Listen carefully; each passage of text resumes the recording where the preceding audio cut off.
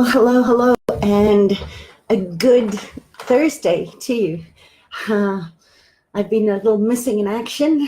As some of you who follow me know, I have been really shaken up and had to take a big dose of my own medicine this week on really learning how to let go of the controls and follow my own medicine that I shared with you on the weekly forecast on Monday. To really trust in divine timing for everything, and to know that we're not alone, that we're often pushed into this place of resistance where we fall back into old patterns. And one of mine, and I think one that's very common for my tribe, for you, if you're listening to this, is the fear that you've done something wrong. And how easy it is to go down that rabbit hole of beating ourselves up and really taking ourselves out of the present moment into all the should have, could have, would have, how could I be so stupid, and lambasting and beating ourselves up. And I certainly have been doing that by taking it a little bit too far. As a Vata, as an air person, I do tend to do a lot of head tripping, and I think that's one of the ways that we learn that when we're about to take a big leap or take a rite of passage, oftentimes it looks like things are falling apart around you and you just don't know why. Or maybe your relationships are feeling shaky, or maybe the solidity or the security of what you're creating in the work that you're doing doesn't look aligned or congruent anymore. Or maybe your money is drying up, or maybe it's a combination of all of that.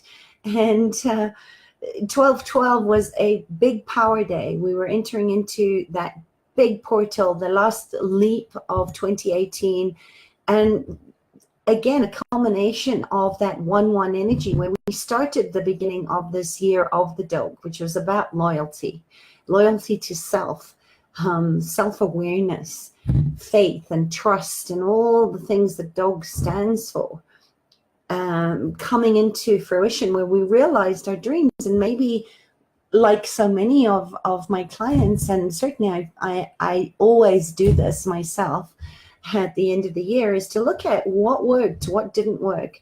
And I think we're really being nudged into using our personal power in an even deeper way, to look at, where do I need to let go of control? What needs to shift here in order for me to step into a more expanded space, and to realize that time is just a construct, and that we have to look at all of this, that beautiful double amplification of the lion god energy. If you didn't see that video, please go back and look at the forecast for this week, because it is, you can't make this stuff up. You really, really can't. And I've realized that nothing is wrong, and it's okay. And if you're a highly sensitive person and you're listening to me today, bringing you my insight on how we're all in this thing together, is you're not wrong. And I think that's a big part of being an empath, being sensitive, is whenever there's contraction, whenever there's discomfort, whenever we displease or are judged by other people, we immediately go to, what have I done wrong? And we can't see what we're doing wrong. And I want you to just trust that you are, by taking on that energy, healing and shifting and up-leveling the collective consciousness of all the wrongness and what we think is right in the world. And it's okay. We don't have to fear discomfort. I talk about this a lot, of the power of the pause, of being able to sit with the discomfort, even if it's for a second longer than you did before, and to celebrate the wins, because it's part of our human experience that just before we're about to have massive shifts, most people quit 5 minutes before the miracle occurs. And I certainly have done that myself. But to stay with it, to honor the stay, put your stake in the ground and honor it, and look at this whole thing around the illusion of time, that time is a construct. And this year has been so fast as far as the calendar year. I don't know where the months have gone. And I hear other people saying, I don't know where this year went. So just remember that as we activate this 12-12 energy, this merkabah 12 DNA strands on the biogeometric divine energetic blueprint that you came in knowing, can you teach a fish to climb a tree? Well, that's a huge big topic, and why I titled this Facebook Live today, Can You Teach a Fish to Climb a Tree? Because a fish is meant to be in water. And yes, we get comfortable in our environment, but there are some things where we have unrealistic expectations where we think we should, if we were a fish, be able to climb a tree. That's not your environment. It's not in alignment with your soul calling. And yes, you can teach a dog an old dog new tricks. And now I'm getting all these kind of metaphors of, a leopard never changes its spots. And these are all these old programmings that we as sensitive, intuitive empaths are changing and shifting and up-leveling and rewriting and unlearning a lot of these old programs that say, how could you be so stupid? This is so logical. You're not logical. And the power of abuse has certainly been right in my face this week. And maybe you can relate to that place of doubting the choices that seemed aligned, and you let go of the controls, and you handed your life over. You said, life, have at me. Use me in the best possible way for a win-win situation for everyone.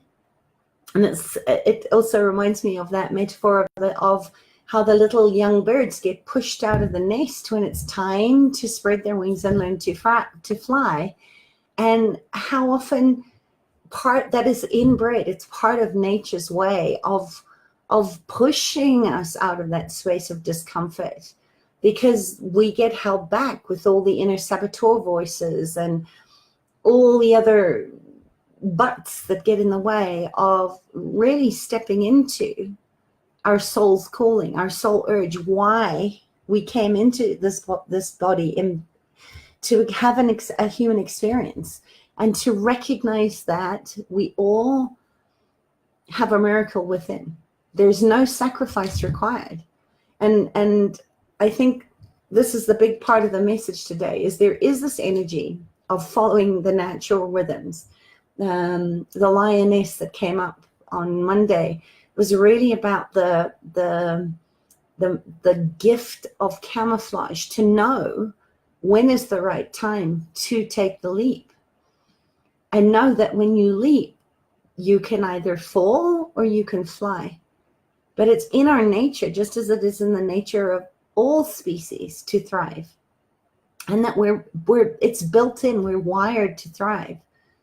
And I think as humans, we often avoid the next leap, the next stretch outside of our comfort zone, because fear comes up and resistance comes up, and we're often then go into regret and blame and shame and all the rest, because we're not listening to our innate body impulse to move, to know when to move, to know when to stay, to know when to pause, and not be careless, undiscerning, to use our energy in a good way, and trust in the divine guidance that there are invisible helping spirits. We have animal medicine that comes into our lives all the time. We have physical support systems, beautiful friends. And shout out to my dear friend Lisa, because she really held space for me yesterday when I was feeling totally unhinged and totally out of control. It was like, is this going to kill me? Energy was sort of showing up. And because I didn't feel prepared to step into the stretch and look at, maybe this isn't about me. Maybe this is about the timing. Maybe this is about my daughter who is going on this trip with me. Maybe it isn't about us. And we take it personally, and we think that we have done something wrong. And yes, in my case, I screwed up.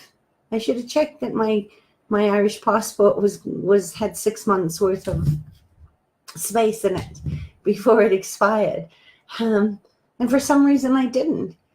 And I did spend a lot of time beating myself up in that space. And there was a lot of resistance where I kind of thought, well, maybe I shouldn't be going on this trip. And I was really being sucked down into the mires of all of that. So, I think the point of this is to recognize that we all have the choice to manage our energy in a good way.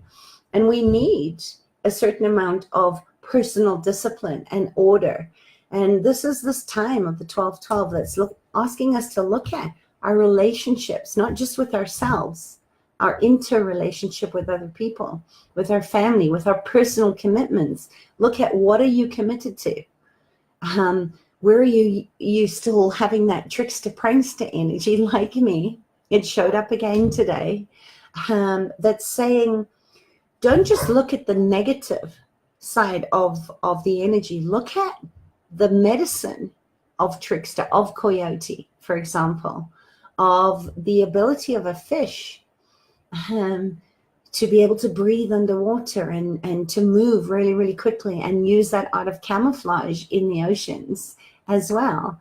And if you're a dreamer like me, maybe you don't think that you're capable of this. Maybe you don't think that you can fly. Maybe you are the fish that wants to climb a tree and you are outside of your element, which is where I love to use spiritual astrology and the gene keys and all the other great stuff in numerology and all these wonderful places where we look at the archetypal energy, like the doshas, like the 5 elements of Chinese medicine, and trust, and I think this is the big message for as we sort of close out the week, to let go of the words, let go of the meaning making, and take aligned action. And maybe you need to loosen up a little bit, like I did too, and just take a time out, not in the naughty chair, but to just give yourself the space and the permission to look at, okay, where am I out of alignment here? Where do I need to shift? What needs to shift? Maybe it's not you. And if you have fear coming up, know that it's part of what grows you. You don't have to be completely clear. You don't need the whole plan. You just need to take that one step and land and see where you are. And then see, is this working for me? Or is there something else that you need to look at? That is the beauty of generative questioning. It's curiosity. It's childlike play. It's being willing to have the beginner's mind, to know everything and know nothing, but to trust in what you know and know that it doesn't have to be everything. It just needs to be one step, one part that knows and trusts, like you know, like you know, like you know, because a part of you always knows. You don't have to be sure or overconfident, because you won't. Let the discomfort be there and recognize when you last felt that uncomfortable. For me, it was going back on the timeline, and I do this in the purpose pathways to purpose mapping private program. So I will be changing a lot of my spaces next year because I'm being called into serving in a bigger way. So if you are interested in doing the mindfulness change purpose or doing the pathways to purpose mapping, they're all private, intensive, laser focused sessions with my eyes on your life and your business and your relationships and your money flows.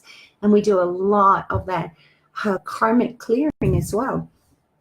This is the time, whether you work with me or not, to release your past life trauma, release the experiences that are holding you back, and allow yourself to complete this cycle.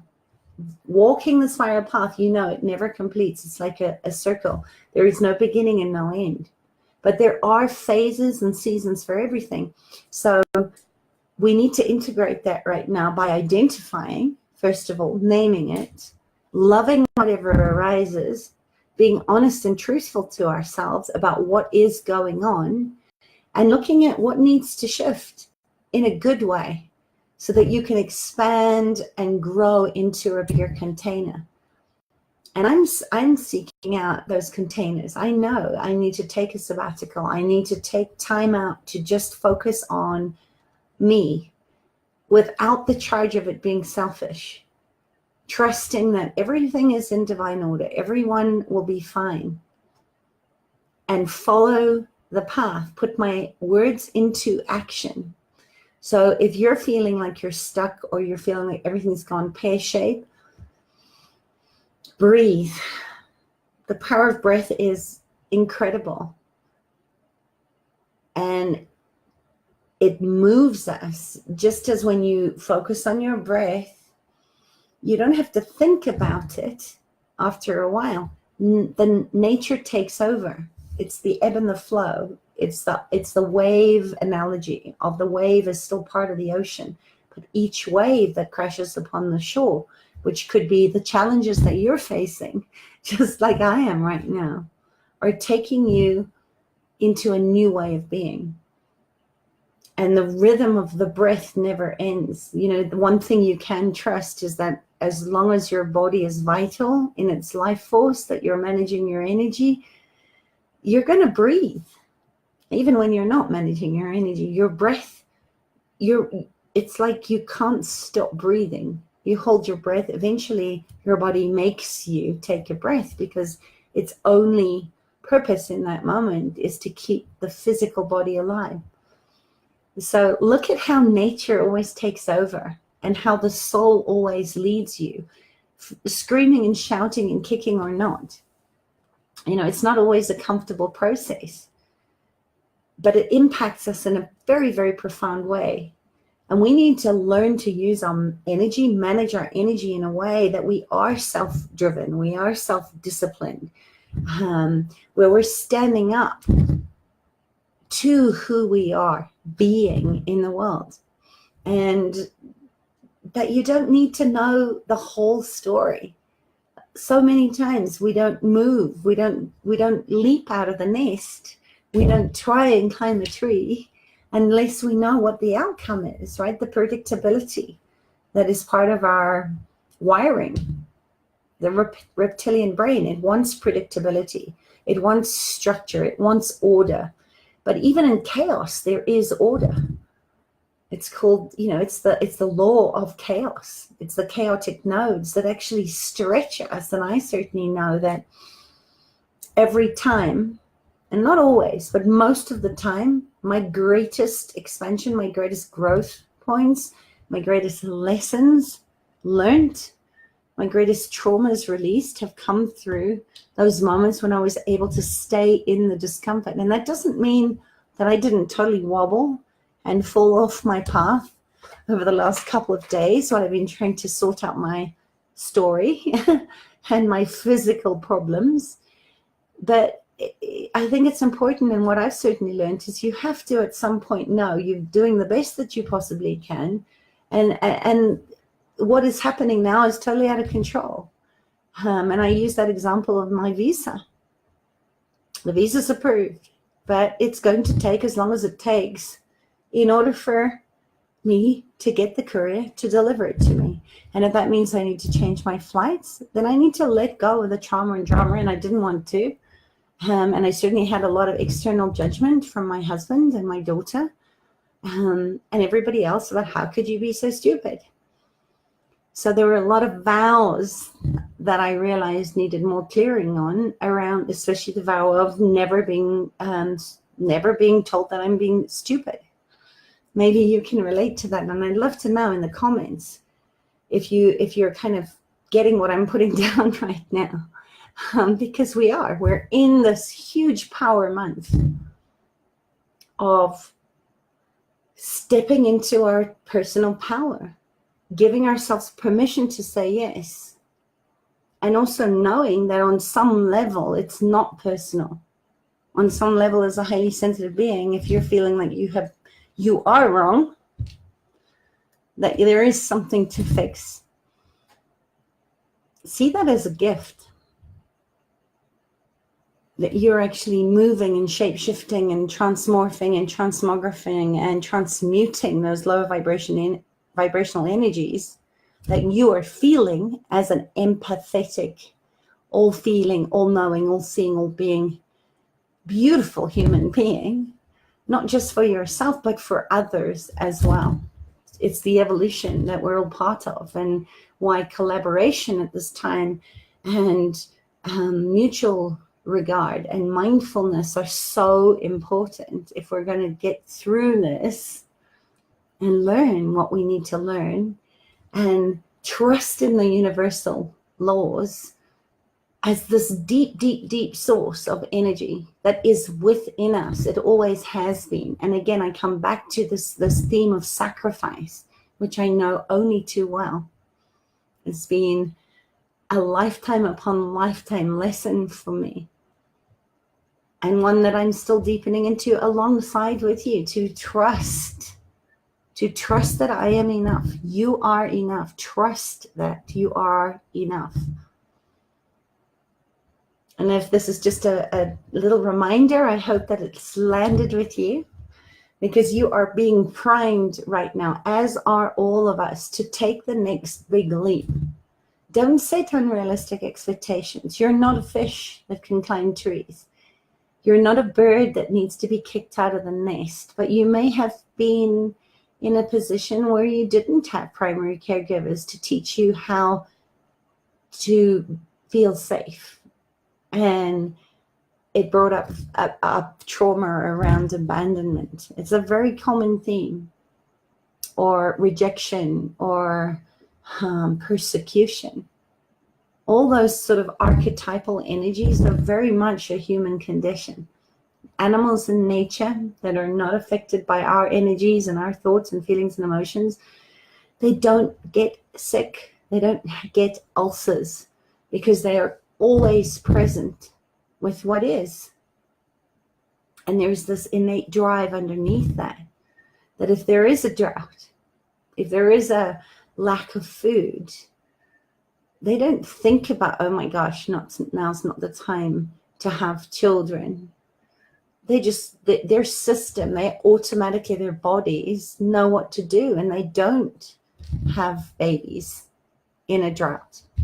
And it's almost like that obsessive compulsiveness, but it's not obsessive for them. They just know that they need to move toward water. They need to move toward land.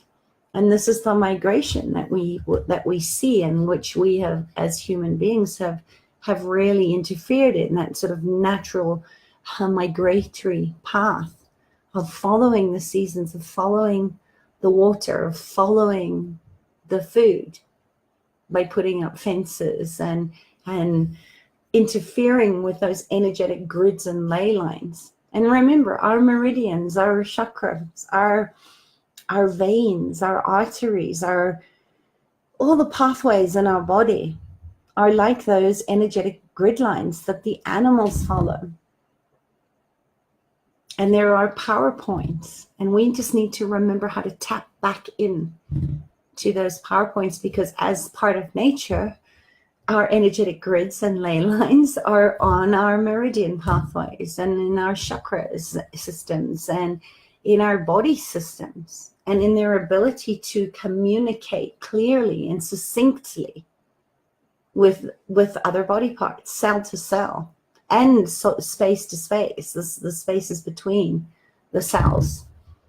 So that's kind of my musing on my energies and my insights on what's shifting and changing, not only on a personal level, but also on a collective level, is to take some time to look at this new era that we stepped into after that big power amplification, that power day of the 12-12 energies that have come full circle back to the 1/1, 1st of January of this year, 2018, to step in and activate your abundance code, activate your soul's calling, and look at how can you take more personal responsibility to explore your soul's urge.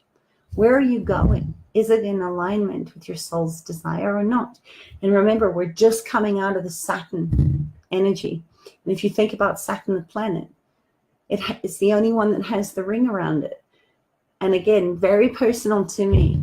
And I love that I get to show up and share very vulnerably what is going on for me, because I know that there is a collective consciousness and we're all part of that. And that's part of my responsibility and how I integrate the information and the downloads that I'm getting is we have to look at personal resolve if we're going to move forward. We have to look at where am I learning patience? Where do I need to learn patience? Where am I not trusting fully in my capacities?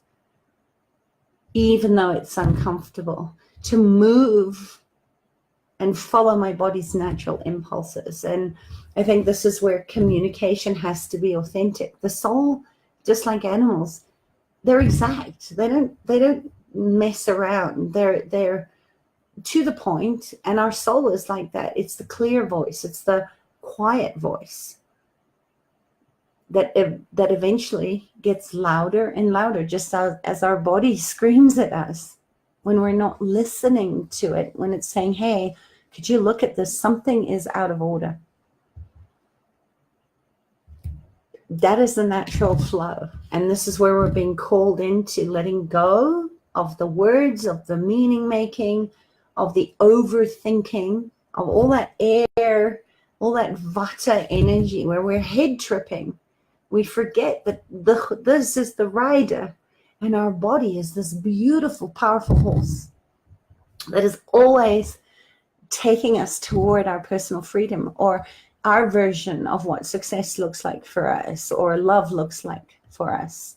And that we need to sometimes slow down and experience what that will look like through the action, because that's what grows us. Whether it's uncomfortable or it was something you tried on and it didn't work or it wasn't aligned, there are no mistakes.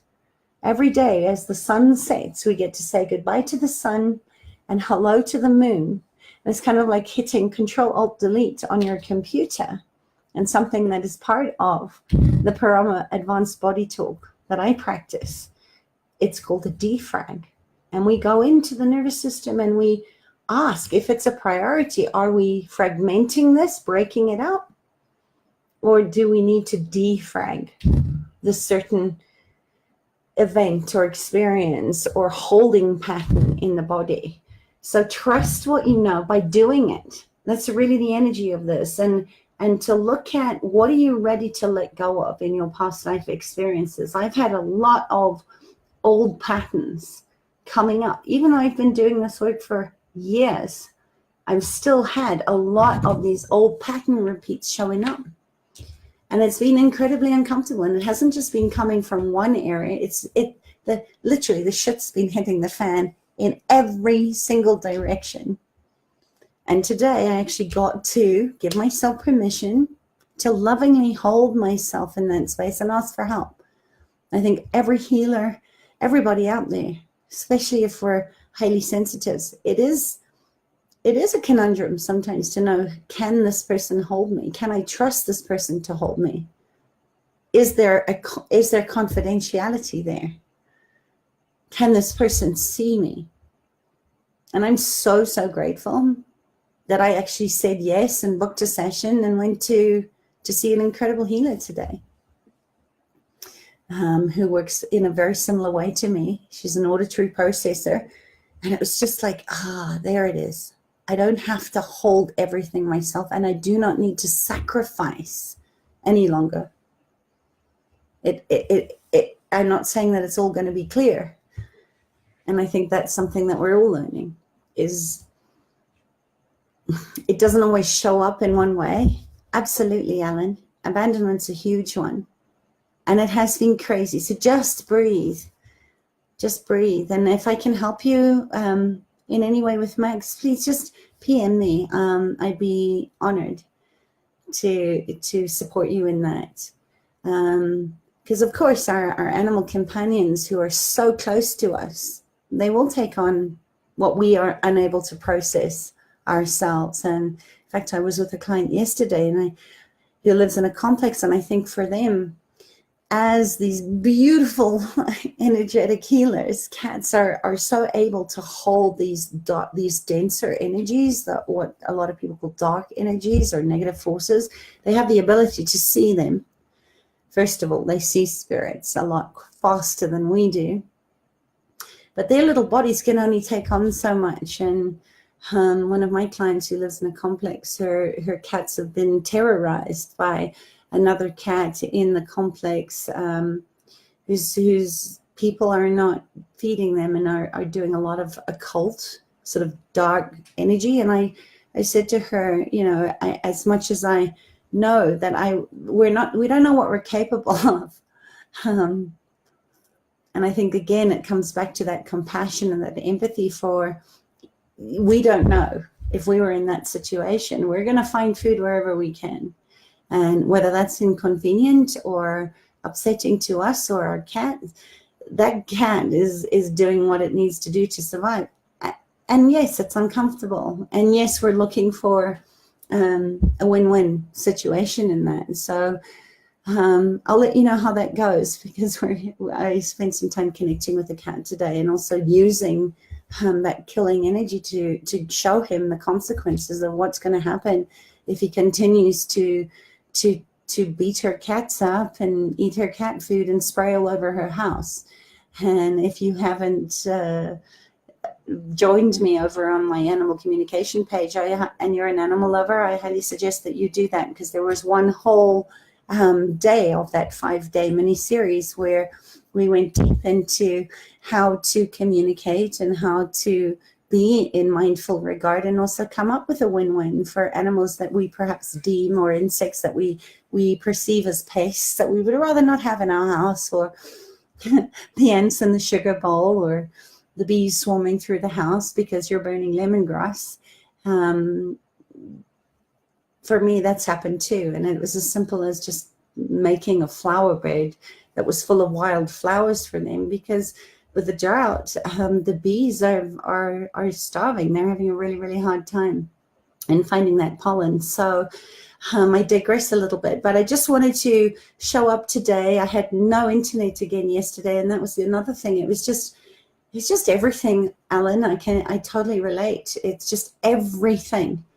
Literally, the shit hit the fan in every single direction. My daughter, my husband, my house, my contractor. It's just the visa. Everything that was just in such beautiful divine flow just blew up in my face. And it just was really interesting that it sort of culminated and came to a head on this powerful portal energy yesterday. So trust that you've got it. Trust that you're not doing anything wrong. Give gratitude, have appreciation for that you are doing the best you can right now with whatever is available to you. And I know when the resources look like they've gone away, we get more resourceful. This is how we grow, right? That's that personal wisdom, the mastery of what we're being taught, kicking and screaming in my case at the moment. So thank you, Alan. I send you so much love. I'm going to leave it at that. I don't even know how long I've been talking, but I really appreciate you showing up and standing in this beautiful virtual energetic circle of light and love and possibility, because the world needs us all to come and play a part in that. And I'm just so deeply, deeply grateful that you're here with me. There's just such a beautiful space of peace and enormous love to know that I'm not alone, and neither are you. So just trust that and discern. And if you need to take a break, like I did today, to go move your body, do something creative, go and get some support, to go and get some help, and just clear your mind. My daughter's out of town, so I spent part of the day today painting her walls in her bedroom, and just creating a beautiful new nest for her, because she's kind of moving into the teenage years right now, and she'll probably hate it or kick and scream because she might not like it, but I did it anyway. More for me to be able to just do something creative that was totally mindless, and could just be present with the energy of painting. So I hope this has helped you. I hope that this has given you some insight into maybe what's going on in your own life, and to just trust that this too will pass. And the sooner that we actually stop resisting and we actually start to recognize that there's places that we need to shift, that there's things that we need to let go of, and also to know that it's not always personal, that you are being that gift and transmuting those energies as a highly sensitive, intuitive, beautiful being for others that maybe can't hold that space for themselves. So there's nothing wrong with you. You have done nothing wrong. Trust that you're enough. Trust that you are supported. Trust that you're seen. I see you. I honor you. I send you so much love. And just remember, tomorrow, Friday, as you close this week out, spend some time knowing this is the time to release more of those karmic patterns of abuse, of trauma, whether you know you've been traumatized or not. It doesn't often matter what it is. As I said, it's not about the words or the mental processing of this. It's just to get in touch with the feeling of that and moving it out. And I would be honored to help you. The shamanic path is a beautiful one. And I'm just, as I said, so grateful that you're here and you're doing the work. I love you. Take care. Bye.